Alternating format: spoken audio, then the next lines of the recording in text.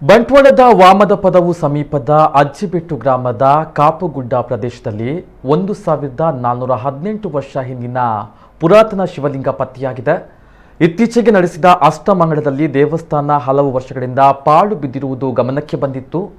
ಇದಕ್ಕಾಗಿ ಸ್ಥಳೀಯ ಪಚ್ಚೇರು ಪಲ್ಕೆ ರಾಮಣ್ಣ ಮುಲ್ಯ ಎಂಬವರ ಜಮೀನಿನಲ್ಲಿ ಉತ್ಖನನ ನಡೆಸಿದಾಗ ಈ ಶಿವಲಿಂಗ ಪತ್ತೆಯಾಗಿದೆ.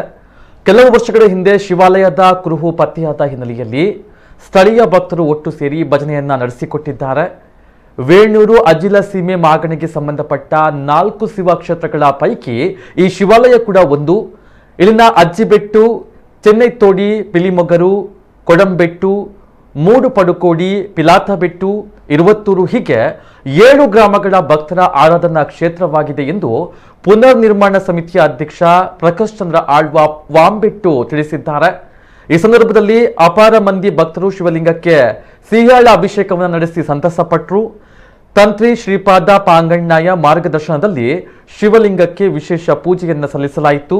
ಮಾಜಿ ಸಚಿವ ಬಿ ರಮನಾಥ ರೈ ಭೇಟಿಯನ್ನು ನೀಡಿದ್ದಾರೆ.